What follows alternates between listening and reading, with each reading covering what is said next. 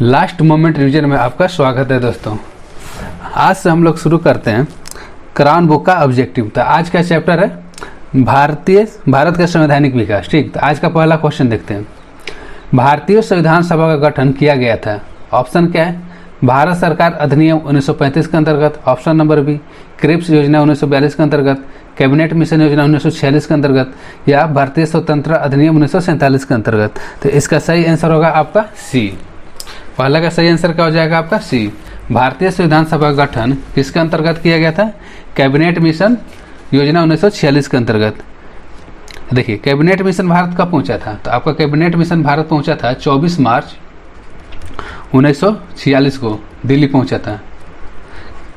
अब देखिए, cabinet mission का अध्यक्ष कौन था? तो देखिए, कैबिनेट मिशन का अध्यक्ष कौन था? Stafford Cripps. स्टैफोर्ड क्रिप्स इनके अध्यक्ष थे। और इनमें और कौन कौन थे? तो देखिए, इनके सदस्य में और कौन थे? पैथिक लॉरेंस,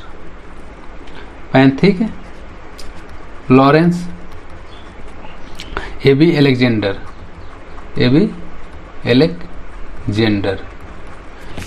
अब आते हैं नेक्स्ट क्वेश्चन। भारतीय संविधान सभा की स्थापना कब की गई थी? तो इसका सही आंसर हो जाएगा 9 दिसंबर 1946 को। तो भारतीय संविधान सभा की स्थापना कब की गई थी? 9 दिसंबर 1946 को। और इसकी अध्यक्षता किसने किया था? तो इसकी अध्यक्षता किसने किया था? डॉक्टर सच्चिदानंद सिन्हा ने, जिनको अस्थायी तौर पर अध्यक्ष बनाया गया था। अब आता है नेक्स्ट क्वेश्चन। भारत के लिए संविधान की रचना हेतु संविधान सभा का विचार निम्नलिखित में से सर्वप्रथम किसने प्रस्तुत किया था? ऑप्शन एक क्या है? स्वराज पार्टी ने 1934 में, कांग्रेस पार्टी ने 1936 में, मुस्लिम लीग ने 1942 में, या सर्वदलीय सम्मेलन ने 1946 में। तो देखिए, तीसरा का सही आंसर हो जाएगा स्वराज पार्टी 1934 में। अब देखिए, क्वेश्चन ये भी आता है कि स्वराज पार्टी के संस्थापक कौन थे? तो देखिए, स्वराज पार्टी के संस्थापक कौन थे? चित्तरंजन दास और मोतीलाल नेहरू।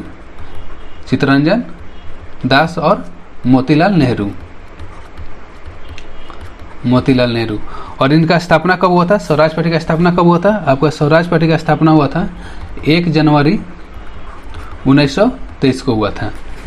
अब आते हैं नेक्स्ट क्वेश्चन पे। 1946 में निर्मित अंतरिम सरकार में कार्यपालिका परिषद के उपसभापति कौन थे? तो इसका सही आंसर हो जाएगा आपका ए। 1946 में निर्मित अंतरिम सरकार में कार्यपालिका परिषद के उपसभापति कौन थे? तो उपसभापति कौन थे? जवाहरलाल नेहरू। अब देखते हैं नेक्स्ट क्वेश्चन क्या कह रहा है? संविधान सभा की प्रांतीय संविधान समिति के अध्यक्ष कौन थे? तो पांचवा का सही आंसर हो जाएगा। देखिए, क्वेश्चन क्या कर रहा है? संविधान सभा की प्रांतीय संविधान समिति के अध्यक्ष कौन थे? तो इसका सही आंसर हो जाएगा सरदार पटेल। अब देखिए, डॉक्टर भीमराव अंबेडकर किसके अध्यक्ष थे? तो डॉक्टर भीमराव अंबेडकर प्रारूप समिति के अध्यक्ष थे। किसके? प्रारूप समिति के अध्यक्ष थे। यहाँ पर पंडित जवाहरलाल नेहरू संघ शक्ति समिति के अध्यक्ष थे। और डॉक्टर राजेंद्र प्रसाद संचालन समिति के अध्यक्ष थे। किसके अध्यक्ष थे? संचालन समिति के। अब आता है नेक्स्ट क्वेश्चन क्या कह रहा है? देखिए, निम्नलिखित में से कौन से कथन संविधान सभा के विषय में सत्य नहीं है? कथन 1, वह वयस्क मताधिकार पर आधारित नहीं थी। कथन 2 क्या कर रहा है? वह प्रत्यक्ष निर्वाचन का परिणाम थी। तीसरा ऑप्शन, वह बहुदलीय निकाय थी। और चौथा कथन क्या कर रहा है? उसके अनेक समितियों के माध्यम से कार्य किया है। तो देखिए, छठवां का सही आंसर हो जाएगा ए, सत्य नहीं है। देखिए, यह एक वयस्क मताधिकार पर आधारित नहीं था, पहला और दूसरा। इसका सही आंसर हो जाएगा, छठवां का सही आंसर क्या हो जाएगा? ए। अब आते हैं नेक्स्ट क्वेश्चन। निम्नलिखित में से किस अधिनियम के अंतर्गत भारतीय विधान परिषद को बजट पर बहस करने की शक्ति प्राप्त हुई? तो इसका सही आंसर हो जाएगा बी, भारतीय परिषद अधिनियम 1892 के अंतर्गत। अब देखते हैं नेक्स्ट क्वेश्चन। निम्नलिखित में से किस अधिनियम के अंतर्गत भारतीय विधान परिषद को बजट पर बहस करने की शक्ति प्राप्त हुई थी? रिपीट क्वेश्चन है, इसका सही आंसर हो जाएगा 1892, भारतीय परिषद अधिनियम 1892 के तहत। अब आते हैं नेक्स्ट क्वेश्चन 8 नंबर। भारत के संविधान निर्माता सभा के अध्यक्ष कौन थे? तो इसका सही आंसर हो जाएगा डॉक्टर राजेंद्र प्रसाद। भारत की संविधान निर्मात्री सभा के अध्यक्ष कौन थे? Doctor Rajendra Prasad. Next question, इन व्यक्तियों में से कौन कैबिनेट मिशन का सदस्य नहीं था? तो देखिए कैबिनेट मिशन का सदस्य कौन कौन था? स्टैफर्ड क्रिप्स था, पैंथिक लॉरेंस थे और एबी अलेक्जेंडर। और इसका अध्यक्ष कौन थे? Stafford Cripps. तो इसका सही आंसर कौन था? सदस्य कौन नहीं थे? William would. कैबिनेट मिशन के सदस्यों की संख्या कितनी थी? टोटल 3 थे, जिसमें एक अध्यक्ष थे और 2 सदस्य थे। अध्यक्ष कौन थे? स्टैफर्ड क्रिप्स, ये अध्यक्ष थे। अब आते हैं नेक्स्ट क्वेश्चन। भारत के संविधान में केंद्र और राज्यों के बीच किया गया शक्तियों का विभाजन इनमें से किसमें उल्लेखित योजना पर आधारित है? ऑप्शन क्या दिया हुआ है? मार्लो मिंटो सुधार 1919, मांडगेव चेम्स फोर्स अधिनियम 1919, भारत सरकार अधिनियम 1935 या ऑप्शन नंबर डी भारतीय स्वतंत्रता अधिनियम 1947। तो देखिए इसका सही आंसर हो जाएगा आपका सी। भारत में संविधान में केंद्र और राज्यों के बीच किया गया शक्तियों का विभाजन किसमें उल्लेखित योजना पर आधारित है? तो इसका सही आंसर हो जाएगा भारत सरकार अधिनियम 1935 पर आधारित है। अब आता है next question.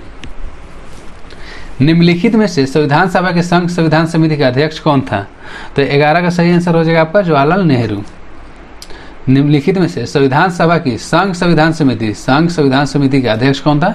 Jawaharlal Nehru. 12 number question. सन 1936 में भारतीय राष्ट्रीय कांग्रेस द्वारा संविधान सभा के गठन की मांग कहां पर हुए अधिवेशन में रखी गई थी?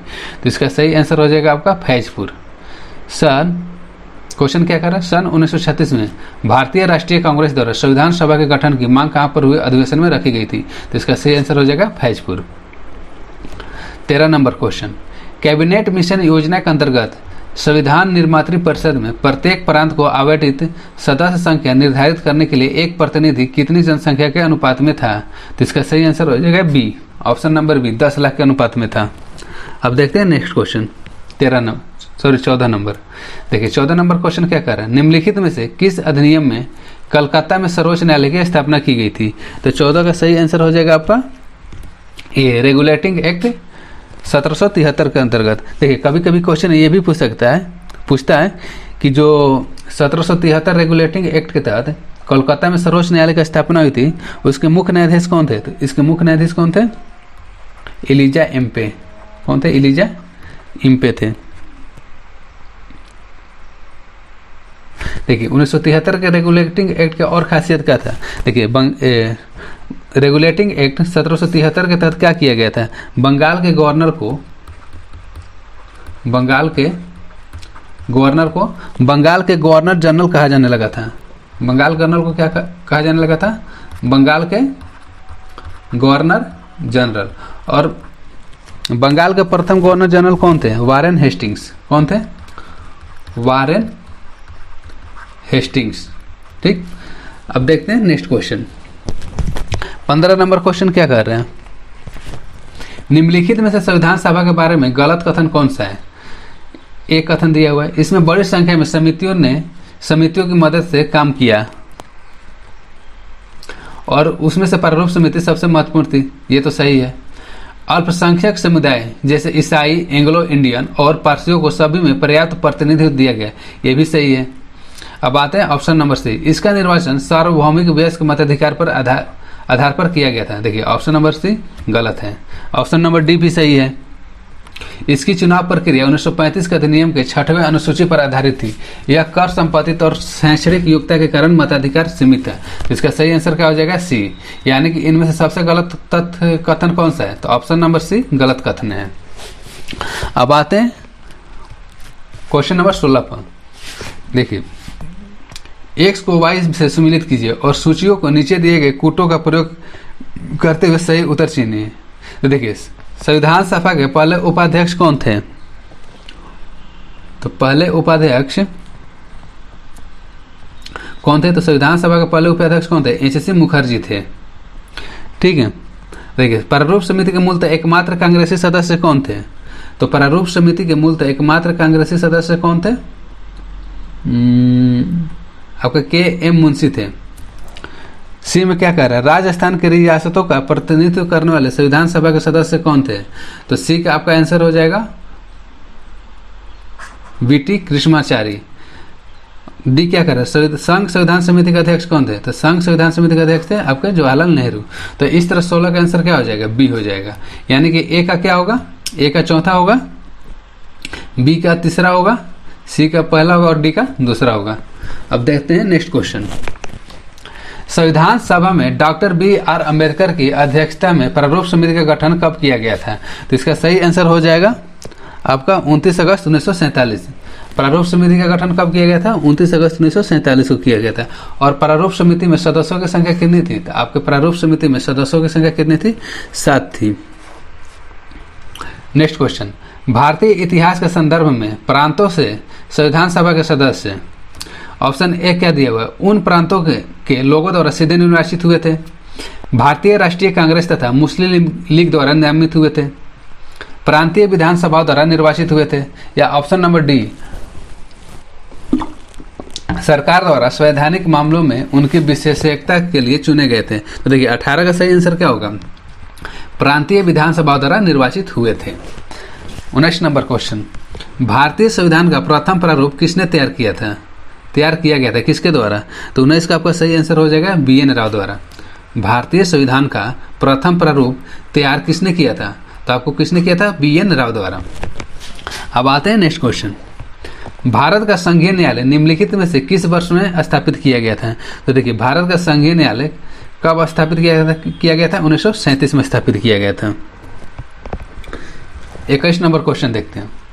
भारतीय संविधान सभा के उद्घाटन अधिवेशन की अध्यक्षता की गई थी किसके द्वारा? ऑप्शन क्या दिया हुआ है? डॉक्टर राजेंद्र प्रसाद, डॉक्टर सच्चिदानंद सिन्हा द्वारा, डॉक्टर B.R. अम्बेडकर द्वारा, या पंडित जवाहरलाल नेहरू द्वारा। तो देखिए भारतीय संविधान सभा के उद्घाटन अधिवेशन की अध्यक्षता किसके द्वारा की गई थी? तो इसका सही आंसर हो जाएगा आपका बी, डॉक्टर सच्चिदानंद सिन्हा द्वारा। देखिए संविधान सभा के प्रथम अस्थायी अध्यक्ष कौन थे? तो आपके थे डॉक्टर सच्चिदानंद सिन्हा। और प्रथम अस्थायी सदस्य कौन थे? Doctor Rajendra Prasad. 22 number question देखिए 22 नंबर क्वेश्चन में भारत में उपनिवेशी शासन के संदर्भ में 1883 में अल्बर्ट बिल का उद्देश्य क्या था? ऑप्शन क्या क्या दिया हुआ है? जहां तक अदालतों की डांडिक अधिकारिता का संबंध था, भारतीय तथा यूरोपीय लोगों की बराबरी पर रोकना था। तो देखिए 22 का ऑप्शन नंबर ए सही हो जाएगा। 23 नंबर क्वेश्चन देखते हैं। संविधान सभा का उद्देश्य प्रस्ताव निम्न में से किसके द्वारा प्रस्तुत किया गया था? तो देखिए संविधान सभा में उद्देश्य प्रस्ताव किसके द्वारा प्रस्तुत किया गया था? तो इसका सही आंसर हो जाएगा पंडित जवाहरलाल नेहरू द्वारा। तो देखिए उद्देश्य प्रस्ताव कब पारित किया गया था, प्रस्तुत कब किया गया था? तो देखिए आपका उद्देश्य प्रस्ताव पारित किया गया था 13 दिसंबर 1946 को आपका पारित किया गया था। और इसकी स्वीकृति की और यह पास कब हुआ था? इसको स्वीकृति कब मिली थी? तो इसको स्वीकृति मिली थी आपका 22 जनवरी 1947 को। स्वीकृति कब मिली थी? 22 जनवरी 1947 को। अब आते हैं नेक्स्ट क्वेश्चन। भारतीय संविधान सभा की प्रारूप समिति के अध्यक्ष कौन थे? तो 24 नंबर क्वेश्चन का सही आंसर क्या हो जाएगा? डॉक्टर भीमराव अंबेडकर। प्रारूप समिति के अध्यक्ष कौन थे? Doctor Bhimrao Ambedkar. 25 number question देखते हैं। देखिए सूची 1 तथा सूची 1 को सुमेलित कीजिए तथा सूचियों के नीचे दिए गए कूट को सही उत्तर का चयन कीजिए। तो इसका सही आंसर क्या देखिए, इसका सही आंसर क्या होगा? नियंत्रण परिषद की स्थापना। तो नियंत्रण परिषद की स्थापना किसके अंतर्गत किया गया था? तो नियंत्रण परिषद की स्थापना आपका किया गया था पिट्स इंडिया एक्ट 1784 के तहत। सर्वोच्च न्यायालय की स्थापना कब किया गया था? रेगुलेटिंग एक्ट 1773, जिसके प्रथम मुख्य न्यायाधीश कौन थे? एलिजा एम्पे। अब देखिए इंग्लिश मिशनरियों को भारत में कार्य करने की अनुमति किसके तहत मिली थी? तो इसका सही आंसर होगा सी, चार्टर अधिनियम 1813। और डी का क्या हो जाएगा? चौथा, चार्टर अधिनियम 1833, गवर्नर जनरल की परिषद में एक कानूनी सदस्य की नियुक्ति। तो देखिए 25 का सही आंसर हो जाएगा आपका बी। नियंत्रण परिषद की स्थापना किसके अंतर्गत हुआ था? Pitt's India act 1784। सर्वोच्च न्यायालय की स्थापना रेगुलेटिंग एक्ट 1773। इंग्लिश मिशनरियों को भारत में कार्य करने की अनुमति चार्टर अधिनियम 1813 तथा गवर्नर जनरल की परिषद में कानूनी सदस्य की नियुक्ति किसके अंतर्गत किया गया था? चार्टर एक्ट 1833 के तहत। 26 नंबर क्वेश्चन। संविधान सभा में सदस्यों का चुनाव कैसे हुआ था? ऑप्शन क्या दिया हुआ? सीधे जनता द्वारा, भारतीय राष्ट्रीय कांग्रेस के नामांकन द्वारा, भारतीय राज्यों के शासकों के नामांकन द्वारा, या प्रांतीय सभा द्वारा। तो इसका सही आंसर हो जाएगा डी। रिपीट क्वेश्चन है। तो संविधान सभा में सदस्यों का चुनाव कैसे हुआ था? प्रांतीय सभाओं के द्वारा। 27 नंबर क्वेश्चन। भारत के संविधान के निर्माण में संविधान सभा को कितना समय लगा था? तो इसका सही आंसर हो जाएगा 2 वर्ष 11 माह 17 दिन। तो संविधान के निर्माण में संविधान सभा को कितने दिन समय लगा था? 2 वर्ष 11 माह 17 दिन। 28 नंबर क्वेश्चन, एक संघीय व्यवस्था और केंद्र में द्वैत शासन भारत में लागू किया गया था। ऑप्शन क्या दिया हुआ है?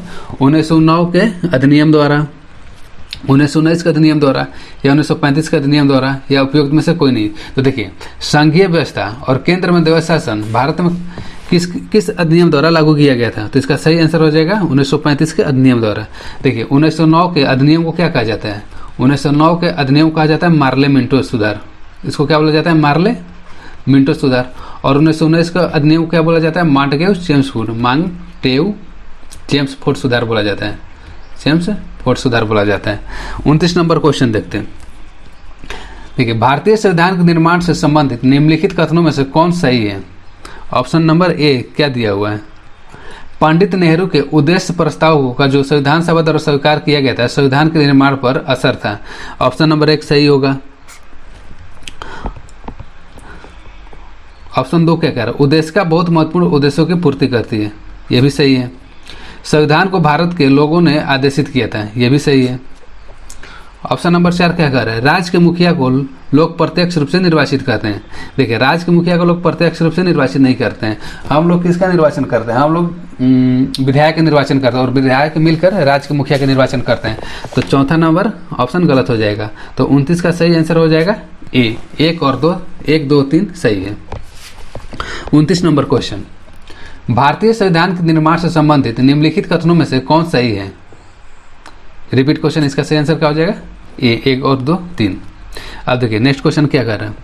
केंद्र में द्वैत शासन किस अधिनियम के अंतर्गत स्थापित किया गया था? ये भी रिपीट क्वेश्चन है। 1909 का अधिनियम। 1909 का अधिनियम को क्या कहा जाता है? मार्ले मिंटो सुधार कहा जाता है। भारत सरकार अधिनियम 1909, इसको क्या बोला जाता है? मांगटेव चेम्सफोर्ड सुधार। और भारत सरकार अधिनियम, तो इसका सही आंसर क्या हो जाएगा? ऑप्शन नंबर सी, भारत सरकार अधिनियम 1935 द्वारा केंद्र में द्वैत शासन की व्यवस्था लागू की गई थी। ऑप्शन क्वेश्चन नंबर 31 देखते हैं। एक निर्वाचित संविधान सभा द्वारा भारत के संविधान का निर्माण करने का प्रस्ताव किया गया था। तो इसका सही आंसर हो जाएगा आपका सी, क्रिप्स मिशन द्वारा। एक निर्वाचित संविधान सभा द्वारा भारत के संविधान का निर्माण करने का प्रस्ताव किया गया था। किसके द्वारा? क्रिप्स मिशन द्वारा। और क्रिप्स मिशन का गठन कब हुआ था? भारत कब हुआ था? मार्च 1942 में। 1942 में। उसमें क्रिप्स मिशन के समय भारत के वायसराय कौन थे? क्रिप्स मिशन के समय भारत के वायसराय कौन थे? लॉर्ड लिलिथ थे। नेक्स्ट क्वेश्चन देखते हैं। नेक्स्ट क्वेश्चन क्या कर रहा है? भारतीय संविधान के निर्माण के समय संवैधानिक सलाहकार कौन थे? तो इसका सही आंसर होगा डॉक्टर BN राव। भारतीय संविधान के निर्माण के समय संवैधानिक सलाहकार कौन थे? Doctor BN Rao. 33 number question, अखिल भारतीय महासंघ स्थापित करने का प्रावधान शामिल किया गया था। ऑप्शन क्या दिया हुआ है? भारत सरकार अधिनियम 1935, अगस्त प्रस्ताव 1940, भारत सरकार अधिनियम 1919 में, या कैबिनेट मिशन प्रस्ताव 1946 में। देखिए, 33 का सही आंसर क्या हो जाएगा? ए, अखिल भारतीय महासंघ स्थापित करने का प्रावधान किस में शामिल किया गया था? तो आपका यह शामिल किया गया था भारत सरकार अधिनियम 1935 में। अब देखते हैं नेक्स्ट क्वेश्चन। देखिए, नेक्स्ट क्वेश्चन क्या कर रहा है? संविधान सभा द्वारा स्थापित मौलिक अधिकारों और अल्पसंख्यकों हेतु सलाहकार समिति के अध्यक्ष कौन थे? तो 34 का सही आंसर हो जाएगा सरदार पटेल। कौन थे? सरदार पटेल। संविधान सभा द्वारा स्थापित मौलिक अधिकारों और अल्पसंख्यकों हेतु सलाहकार समिति के अध्यक्ष कौन थे? सरदार पटेल। देखिए, इसमें पंडित जवाहरलाल नेहरू किसके अध्यक्ष थे? तो पंडित जवाहरलाल नेहरू आपके थे संघीय संविधान समिति के। किसके थे? संघीय संविधान समिति के अध्यक्ष थे।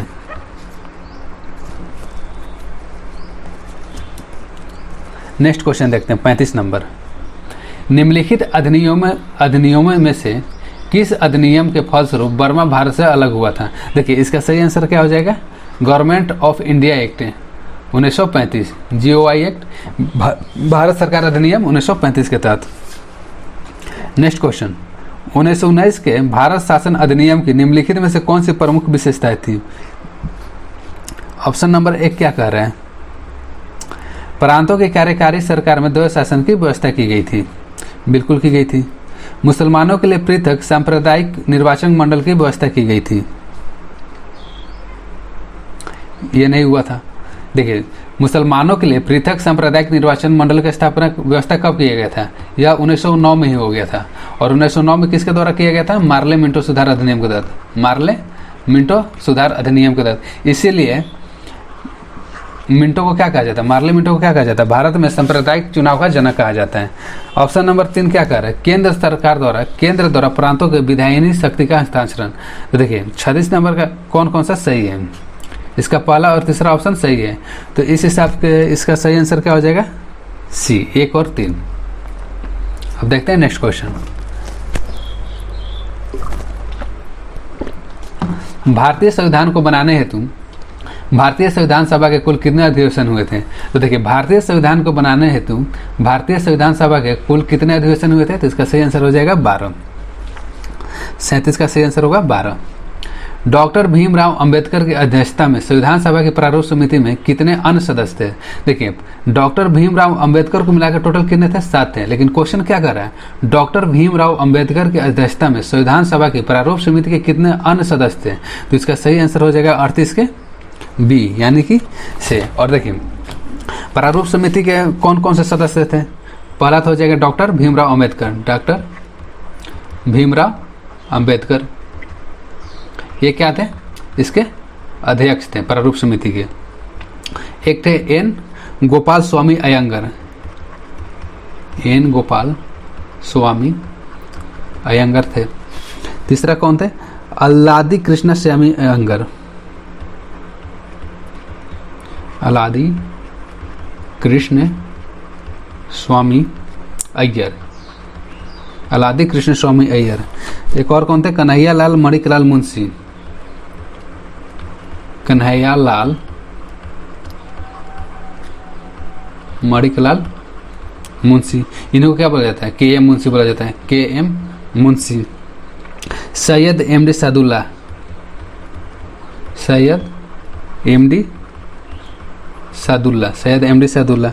एन माधवराव। एन माधव राव तथा डीपी खेतान। डीपी खेतान। तो प्रारूप समिति में टोटल सदस्य कितने थे? टोटल सदस्य अगर पूछे तो टोटल सदस्य 7 थे। कौन कौन थे? डॉक्टर भीमराव अंबेडकर, एन गोपाल स्वामी अयंगर, अदाली कृष्ण स्वामी अय्यर, कन्हैया लाल मणिकलाल मुंशी 4 को हो गया, Syed M D Saadulla 5, N Madhavrao 6 और तथा डीपी खेतान 7 को हुआ था। ठीक। और डॉक्टर भीमराव अंबेडकर क्या थे? प्रारूप समिति के अध्यक्ष थे। अब आते हैं नेक्स्ट क्वेश्चन। 1935 के अधिनियम द्वारा स्थापित संघ में अवशेष शक्तियां किसको दी गई थी? तो 39 का सही आंसर हो जाएगा आपका गवर्नर जनरल को। 1935 के अधिनियम द्वारा स्थापित संघ में अवशेष शक्तियां किसको दी गई थी? तो किसको दी गई थी? गवर्नर जनरल को। 40 नंबर क्वेश्चन। 1935 का गवर्नमेंट ऑफ इंडिया एक्ट क्यों महत्वपूर्ण है? तो देखिए ऑप्शन क्या दिया हुआ है? यह भारतीय संविधान का प्रमुख स्रोत है। इसके द्वारा भारत को स्वतंत्रता मिली। इसमें भारत विभाजन उल्लेखित है, या इसके द्वारा रियासतें समाप्त हुई। तो देखिए 1940 का सही आंसर हो जाएगा ऑप्शन नंबर ए। 1935 का गवर्नमेंट ऑफ इंडिया एक्ट क्यों महत्वपूर्ण है? क्योंकि इसी अधिनियम के तहत लगभग संविधान का 80 से 90% भाग लिया गया है। तो इसका सही आंसर क्या हो जाएगा? ये हो जाएगा। यह भारतीय संविधान का प्रमुख स्रोत है। 41 नंबर क्वेश्चन देखते हैं। भारतीय विधान पालिका प्रथम बार द्विसदनीय बनाई गई थी। ऑप्शन क्या दिया हुआ है? 1892 के भारतीय काउंसिल एक्ट द्वारा, 1909 के भारतीय काउंसिल एक्ट द्वारा, 1919 के भारत सरकार अधिनियम द्वारा, या 1935 के भारत सरकार अधिनियम द्वारा। तो देखिए भारतीय विधान पालिका को प्रथम बार द्विसदनीय कब बनाई गई थी? तो इसका सही आंसर हो जाएगा सी, 1919 के भारत सरकार अधिनियम द्वारा। अब आते हैं नेक्स्ट क्वेश्चन। निम्नलिखित में से कौन संविधान प्रारूप समिति के सदस्य थे? तो प्रारूप समिति के सदस्य कौन कौन थे? गोपाल, देखिए यहाँ पर प्रारूप समिति का अध्यक्ष लिखा गया है। Gopal Swami Ayyangar, Alladi Krishna Swami Iyer, Kanhaiya Lal Maniklal Munshi, Syed M D Saadulla, N Madhavrao या डीपी खेतान। देखिए यहाँ पर एक तो और आता है, जैसे कि डीपी खेतान की मृत्यु हो गया था। ठीक है, डीपी खेतान का मृत्यु हो गया था और उनके बाद डीपी खेतान की मृत्यु के बाद किसे प्रारूप समिति के सदस्य के रूप में जगह दिया गया था? तो कृष्णाचारी को दिया गया था। देखिए क्वेश्चन क्या कह रहे हैं? निम्नलिखित में से कौन संविधान प्रारूप समिति के सदस्य थे? एन गोपालस्वामी, जवाहरलाल नेहरू नहीं थे। अदाली कृष्ण स्वामी अय्यर थे। तो इसका सही आंसर हो जाएगा 42 का सी, 1 और 3। सरदार वल्लभ भाई पटेल भी नहीं थे और जवाहरलाल नेहरू भी नहीं थे। तो 42 का ऑप्शन नंबर क्या हो जाएगा? सी, पहला और तीसरा। अब आते हैं 43 नंबर क्वेश्चन पर। निम्नलिखित में से कौन सा एक भारत शासन अधिनियम 1935 में स्वीकार किया हुआ महत्वपूर्ण और अस्थायी अव्यय नहीं है? तो ऑप्शन में क्या दिया हुआ है? देश के लिए लिखित संविधान। देखिए 1945 में जो भारत सरकार अधिनियम आया था उसमें कहीं यह नहीं लिखा गया था कि देश के लिए एक लिखित संविधान होगा। तो इसका सही आंसर क्या हो जाएगा? ए, देश के लिए लिखित संविधान की व्यवस्था नहीं थे। बाकी जितना भी है वो 1935 के शासन अधिनियम में शामिल था। नेक्स्ट क्वेश्चन देखते हैं 44 नंबर क्वेश्चन क्या कर रहा है? देखिए कथन है, बेवेल योजना के अनुसार कार्यकारी परिषद में हिंदू और मुस्लिम सदस्यों की संख्या समान होती थी। कारण क्या है? बेवेल का विचार था कि ऐसी व्यवस्था से भारत का बंटवारा बच जाता है। अब देखिए ऑप्शन क्या क्या दिया हुआ है? कथन और कारण दोनों सही है और कथन कारण का सही स्पष्टीकरण करता है।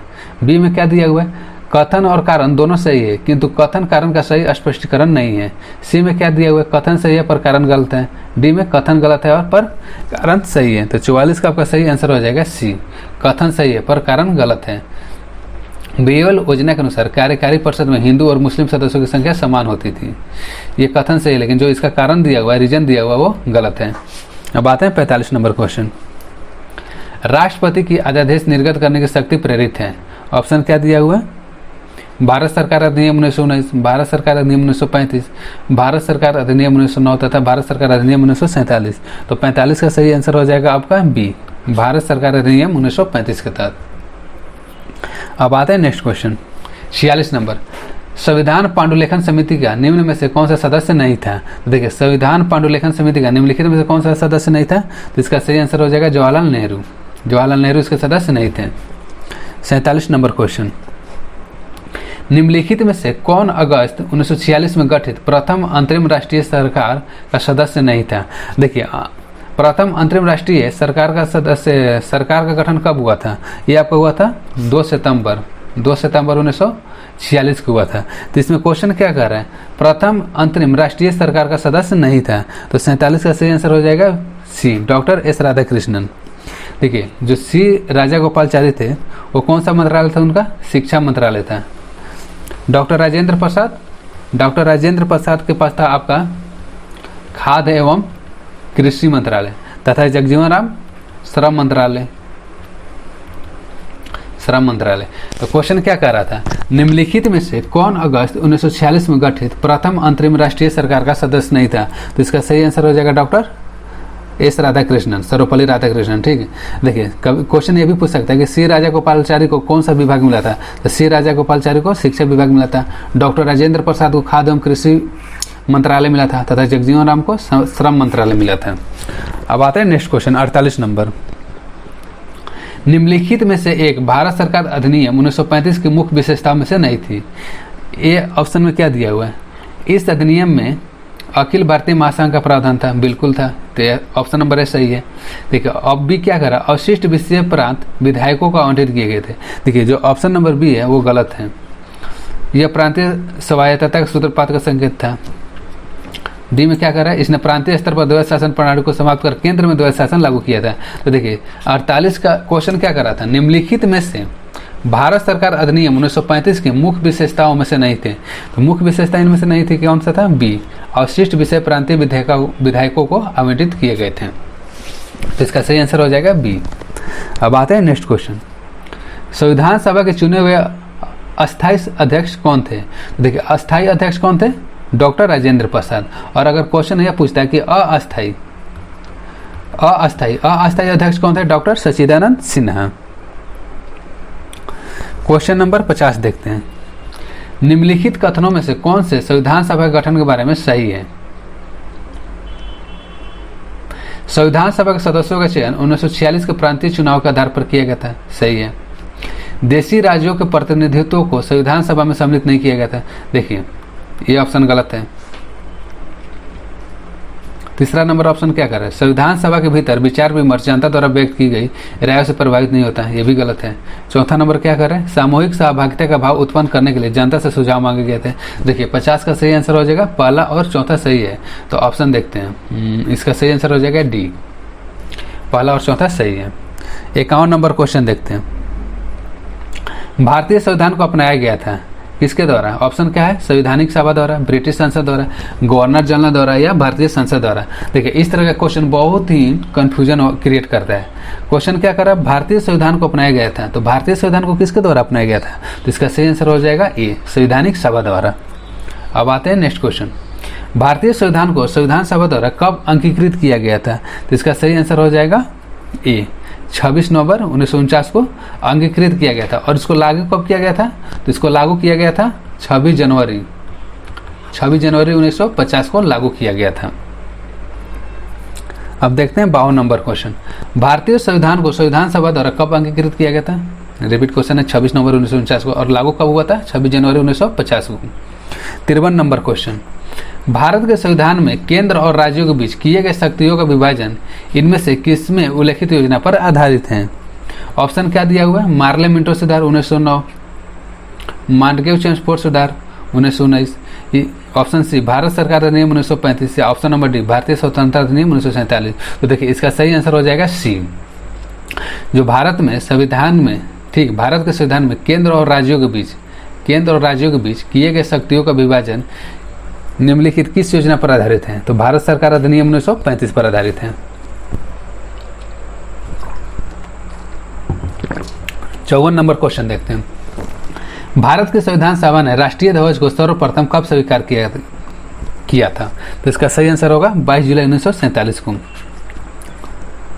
54 का सही आंसर हो जाएगा ए, भारत के संविधान सभा ने राष्ट्रीय ध्वज को कब सर्वप्रथम स्वीकार किया था? तो इसका सही आंसर हो जाएगा 12 जुलाई 1947। अब आते हैं 55 नंबर क्वेश्चन, भारत सरकार द्वारा राजकीय चिन्ह कब से अंगीकृत किया गया था? तो 55 का आपका सही आंसर हो जाएगा डी, राजकीय चिन्ह कब अंगीकृत किया गया था? 26 जनवरी 1950 को किया गया था। इसका ऑप्शन नंबर डी सही होगा, 26 जनवरी 1950 को किया गया था। 56 नंबर क्वेश्चन देखते हैं, B.R. अम्बेडकर का संविधान सभा में निर्वाचन कहाँ से हुआ था? तो इसका सही आंसर हो जाएगा बी, बम्बई प्रेसिडेंसी से। भीमराव अम्बेडकर का संविधान सभा में निर्वाचन कहाँ से हुआ था? बम्बई प्रेसिडेंसी से। अब आते हैं 57 नंबर क्वेश्चन पे, नीचे दो वक्तव्य दिए गए हैं। कथन एक, भारत का संविधान देश की आवश्यकताओं को पूर्ति करता है, कारण क्या है? इसको एक गृह संविधान कहा जाता है। तो देखिए ऑप्शन में क्या दिया हुआ है, ए और आर दोनों सत्य हैं और आर ए का सही स्पष्टीकरण है। बी में क्या दिया हुआ है, ए और आर दोनों सत्य है परंतु आर ए का सही स्पष्टीकरण नहीं है। सी, ए सत्य है परंतु आर गलत है। डी, ए सत्य असत्य है परंतु आर सत्य है। तो देखिए 57 का सही आंसर होगा बी, ए और आर दोनों सत्य है। भारत का संविधान देश की आवश्यकताओं को पूर्ति करता है, ये भी सही है। इसको एक गृह संविधान कहा जाता है, ये भी सही है। लेकिन देखिए बी में क्या कर रहा है, ए और दोनों सत्य है परंतु आर जो है ए का सही स्पष्टीकरण नहीं करता है। तो इसका सही आंसर क्या हो जाएगा? बी। अब आते हैं नेक्स्ट क्वेश्चन 58 नंबर, भारतीय संविधान कब लागू हुआ था? तो भारतीय संविधान कब लागू हुआ था? 26 जनवरी 1950 को। अंगीकृत कब किया गया था? तो देखिए यहाँ पर अंगीकृत वाला क्वेश्चन है, तो अंगीकृत कब किया गया था? 26 जनवरी यहाँ पर है 26 जनवरी 1949 को अंगीकृत किया गया था। और लागू कब किया गया था? 26 जनवरी 1950 को लागू किया गया था। अब आते हैं 59 नंबर क्वेश्चन, संविधान निर्मात्री परिषद की झंडा समिति का अध्यक्ष कौन थे? तो झंडा समिति का अध्यक्ष कौन थे? Doctor Rajendra Prasad. Option number B सही हो जाएगा। अब आते हैं 60 नंबर क्वेश्चन, भारतीय संविधान को 26 नवंबर 1949 को किसके द्वारा अधिनियमित किया गया था? तो 60 का सही आंसर हो जाएगा आपका ए, संविधान सभा द्वारा। भारतीय संविधान को 26 नवंबर 1949 को किसके द्वारा अधिनियमित किया गया था? तो इसका सही आंसर होगा भारतीय संविधान सभा द्वारा। 61 नंबर क्वेश्चन देखते हैं। देखिए क्वेश्चन क्या कह रहा है, तृतीय गोलमेज सम्मेलन के विचार विमर्श की परिणति भारत सरकार अधिनियम 1935 के पारित होने के रूप में हुई। ठीक, भारत सरकार अधिनियम 1935 ने ब्रिटिश भारत के सूबों और भारतीय रियासतों को एक संघ पर आधारित ऑल इंडिया फेडरेशन का गठन उपबंध किया। तो देखिए जो 61 नंबर क्वेश्चन है, कौन सा सही है? तो देखिए 61 नंबर क्वेश्चन में दोनों सही है, ये पहला भी सही है और दूसरा भी सही है, तो इसका सही आंसर हो जाएगा सी।